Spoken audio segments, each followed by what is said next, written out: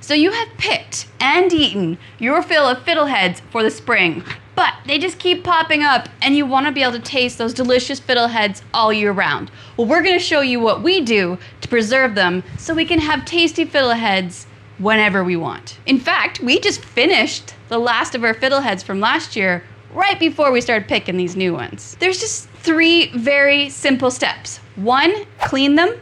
2, blanch them. 3, freeze them. And we're gonna go through each of them, but why don't we start with picking them? The fiddleheads we pick are from the ostrich fern. Some people do pick fiddleheads from other types, other species of ferns, but it's very questionable. And so just to be safe, we only limit it to the ostrich fern.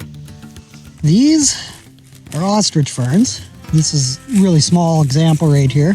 But over here, we have an entirely separate type of fern. You don't want to be picking these. There's some more ostrich fern here. And it's pretty easy to ID them relative to other ferns. A lot about the stem, there's a used shape in the stem, and you see all these kind of like papery, brown papery stuff on the fiddlehead. We have some great fiddlehead picking spots. We know where they are, we go back to them every year, and we don't have much competition at those fiddlehead sites. You can tell someone else has been there because you'll see some of the fiddleheads broken off at the stem. So when we see that, we just leave that site altogether because we do not want to overpick. But luckily, we don't really have that problem at most of our sites. We've actually been able to narrow down and make our season longer because when we're out there, we notice where snow lasts longer on the ground. And so we know that those sites will be popping up with the fiddleheads way after the other sites that start in the beginning. So we can really have a longer season than you might if you were just picking 1 or 2 sites and not keeping an eye on the environment. This is what we have left over after eating our fill for fresh fiddleheads. Fresh fiddleheads are always better, just like anything else. But if you want them all year round, gotta preserve them. So this batch here, we're going to freeze. And the first step, wash them. You wanna get all this paper stuff off, and you wanna get any like sand and dirt out of it because you often find these in riverside, sandy areas. There's gonna be a lot of sand. So right in the sink, right in the water. Kitchen strainer is really helpful for this. So we just toss a bunch of it in the kitchen strainer. Spray it cold water. Okay, so this is mainly to get the sand and the dirt out. And then I put it in a sink full of water so that all this like paper stuff floats. And so I find it easier to get the paper stuff off that way. And then you just kind of put it back in the strainer after for a final rinse to get all the water out. And then it's time to put it in the pot. See how a bunch more paper that I couldn't get out is now floating in the sink here. And this water is really cold. It's good to keep your fiddleheads cold so they keep fresh.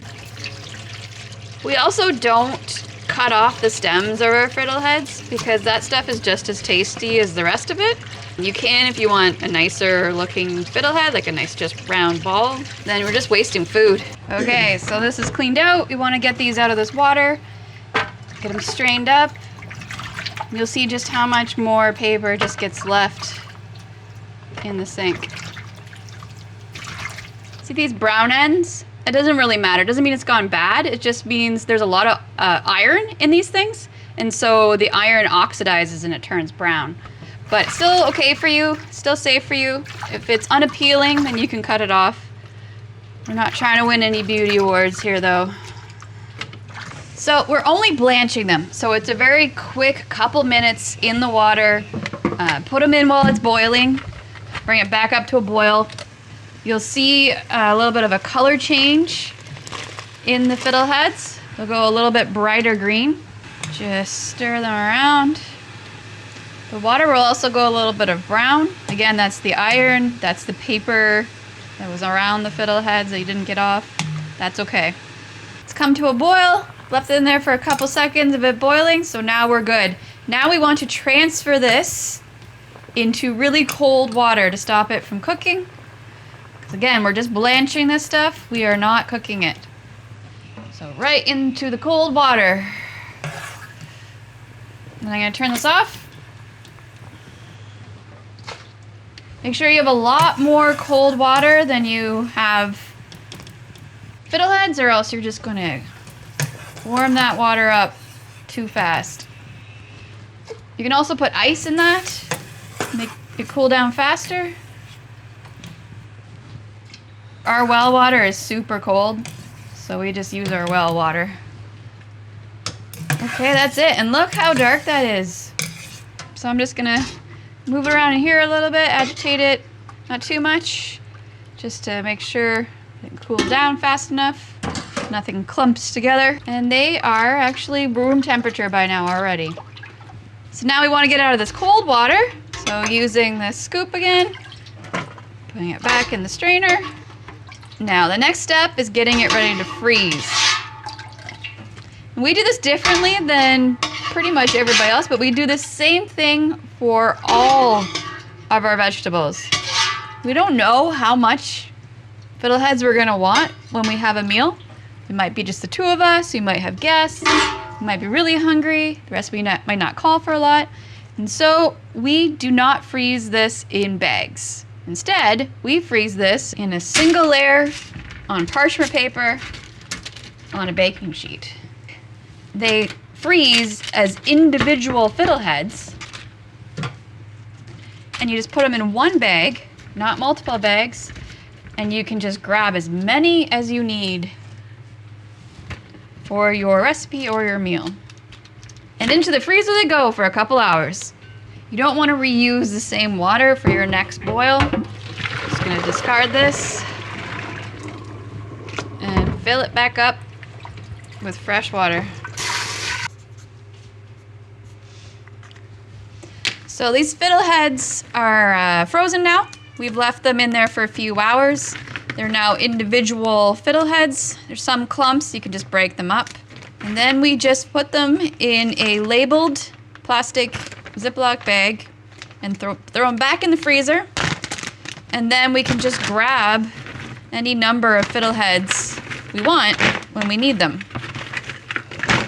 So we're not having to worry about having to eat all the fiddleheads in a bag with them all stuck together. So yeah, this is so much nicer.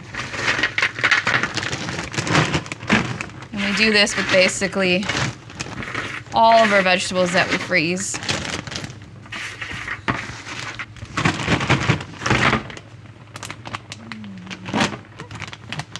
There we go, on to the next. So we ended up with about 2.5 kilograms or about 5 pounds of fiddleheads frozen, ready for the freezer. Now when you want to go and eat these, they're just blanched, so they're not fully cooked yet, so you still have to cook them for a bit. What we do is throw them in a frying pan with some butter, some salt, some garlic. Oh, delicious springtime fiddlehead treats any time of the year.